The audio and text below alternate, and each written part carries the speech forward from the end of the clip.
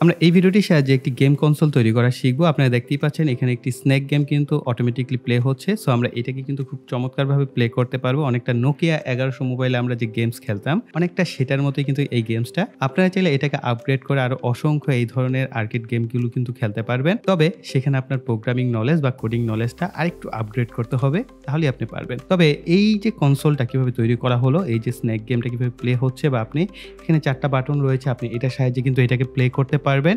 এই পুরো প্রক্রিয়া আমরা শিখবো এই ভিডিওটির মাধ্যমে। তো চলুন আর কথা না বাড়িয়ে ভিডিওটি শুরু করা যাক। ভিডিওর শুরুতেই আপনাদের সাথে পরিচয় করিয়ে দিতে চাই ওয়ার্ল্ডের অন্যতম পিসিবি প্রস্তুতকারক কোম্পানির সাথে PCBWay.com এর খুবই চমৎকার একটা কন্টেস্ট চলছে। আপনারা এখানে যদি ক্লিক করেন, এখানটায় আসার পর আপনারা দেখতে পাচ্ছেন welcome to PCBWay 11th best design contest. আপনারা বিভিন্ন ধরনের প্রজেক্ট সাবমিট করতে পারবেন। থিমটা কিন্তু উল্লেখ করা আছে যে কন্টেস্টের থিমটা কি হবে সেটা। ডিজাইন রিকোয়ারমেন্টস, এখানে মোটামুটি 3টা রিকোয়ারমেন্টস রয়েছে। এই প্রত্যেকটা রিকোয়ারমেন্টস আপনাকে ফলো করতে হবে। PCBWay এর যে লোগো ফ্যাক্টর আছে সেটা কিন্তু আপনারা এখান থেকে ডাউনলোড করে নিতে পারছেন। এছাড়া submission, emailing them sponsor@pcbway.com। So আপনারা এইখানে তাদের কিন্তু মেইল করার অপশনটা পেয়ে যাচ্ছেন। এছাড়াও আপনাদের হ্যাশট্যাগ ব্যবহার করতে হবে PCBWay 11th বেস্ট কন্টেস্ট।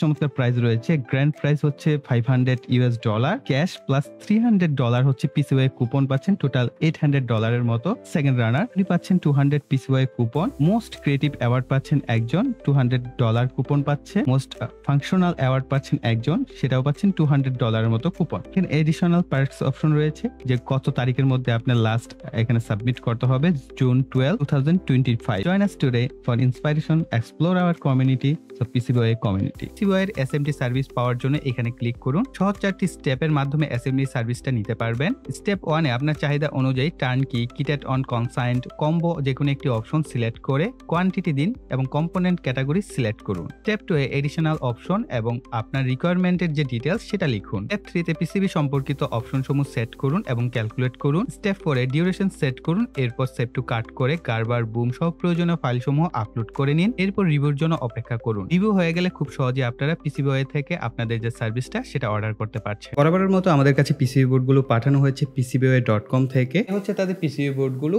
আপনারা আমার হাতে দেখতে পাচ্ছেন PCBWay থেকে অর্ডার করা পিসিবি বোর্ডগুলো। আমরা যদি একটা পিসিবি বোর্ড দেখি, এদের যে থিকনেস পিসিবি বোর্ডের, আপনি যে কোনো থিকনেসের অর্ডার করতে পারবেন এবং বেশ মজবুত হচ্ছে এদের পিসিবি বোর্ডগুলো।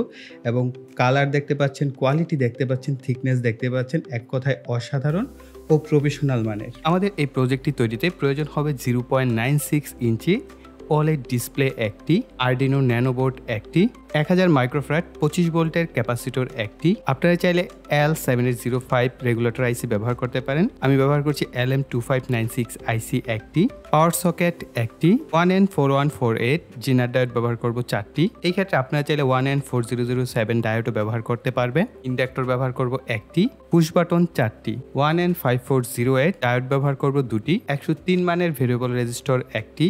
এই ক্ষেত্রে আমাদের 390 কিলো ওহমের একটি রেজিস্টর ব্যবহার করার প্রয়োজন ছিল। যেহেতু আমার কাছে নাই, আমি 120 কিলো ওহম মানের একটি রেজিস্টর এই ক্ষেত্রে ব্যবহার করছি। আপনারা চেষ্টা করবেন 390 কিলো ওহম মানের রেজিস্টর ব্যবহার করা। এসি টার্মিনাল ব্লক প্রয়োজন হবে একটি, আর কিছু মেল টু মেল এবং ফিমেল টু মেল আইসি হেডার কানেক্টর প্রয়োজন হবে বেশ কিছু। এখন আমরা ঝটপট পিসিবি বোর্ডে পার্টসগুলোকে সোল্ডার করে নিব।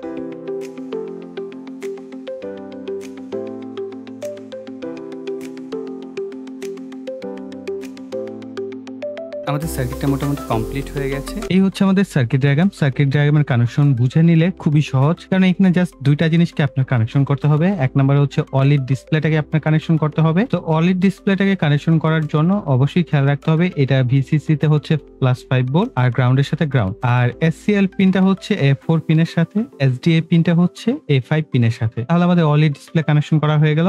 এরপর হচ্ছে আমাদের 4টা পুশ বাটন সুইচকে এখানে আমরা কানেকশন করেছি। অবশ্যই পুশ বাটন সুইচে দেখতেই পাচ্ছেন আমরা 5 ভোল্ট হচ্ছে 10K রেজিস্টর গুলোর এক প্রান্তে আসছে এবং অপর প্রান্তগুলো আমাদের যে পুশ বাটন সুইচ আছে সেখানের এক প্রান্তে চলে গেছে, এবং সেখান থেকে পুশ বাটন সুইচের অপর যে প্রান্ত আছে সেটা আমরা গ্রাউন্ডের সাথে কানেকশন করে দিয়েছি। এবং এই যে রেজিস্টর এবং পুশ বাটন সুইচের সংযোগ, এই সংযোগের মাঝখান থেকে হচ্ছে একটা করে প্রান্ত D2, D3, D4, D5 চারটা পিনে কানেকশন করে দিয়েছি। এই চারটা পিনের ভিতরে দেখেন D2 যেটা কানেকশন করা হয়েছে এটা আমাদের আপ বাটন হিসেবে কাজ করবে, অর্থাৎ আমাদের স্ন্যাকটাকে আমরা উপরের দিকে যখন নিতে যাবো তখন আমরা আপ বাটনটা প্রেস করব, লেফটের জন্য এটা, রাইটের জন্য এটা এবং ডাউনের জন্য এটা, অর্থাৎ আপনার এটাকে আপনি উপরে, তারপর ডানে, তারপর নিচে, তারপর বামে, আবার চাইলে উপরে, বামে, তারপর নিচে, তারপর ডানে, এই সিকোয়েন্সে কিন্তু আপনার এই স্ন্যাকটাকে আপনার মুভমেন্ট করাতে হয়। তো এই মুভমেন্ট গুলো আপনি চারটা বাটন দিয়ে করতে পারবেন। এখন ইন কেস যদি এরকমটা হয় আপনি আপ বাটন প্রেস করছেন, নিচে নামছে, তখন জাস্ট সুইচ গুলোর কানেকশনটা চেঞ্জ করে দিবেন, অর্থাৎ আপনার D2 এর জায়গায় D5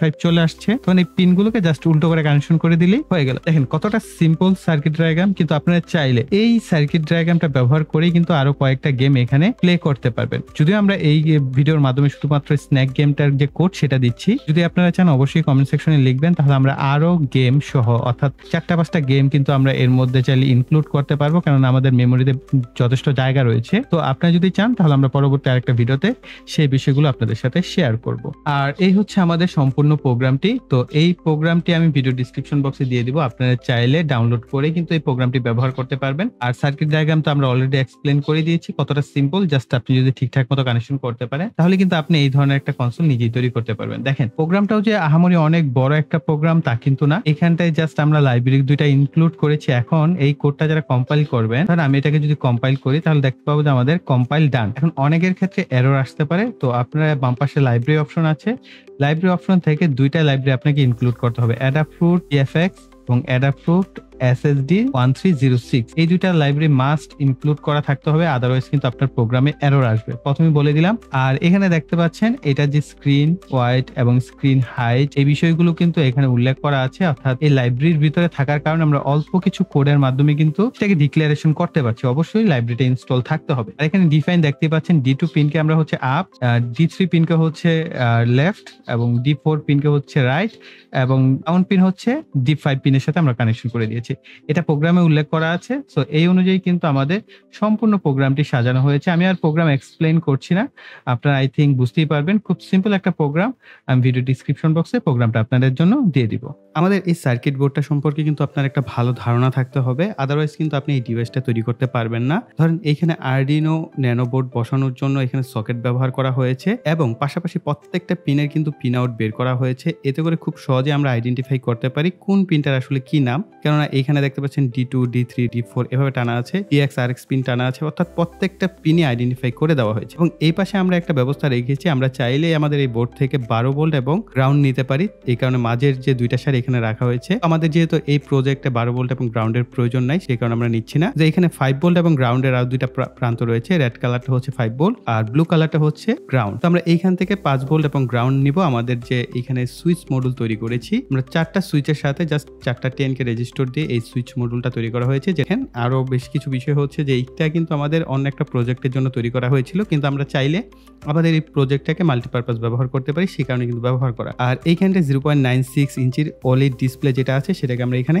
সেট আপ করবো। ওকে, তো এইখানটায় আমরা OLED ডিসপ্লেটাকে সেট করে ফেলছি। আমাদের আরডিনো ন্যানো বোর্ড যেটা আছে সেটাকে আমাদের বোর্ডের মধ্যে সেট আপ করে ফেলবো।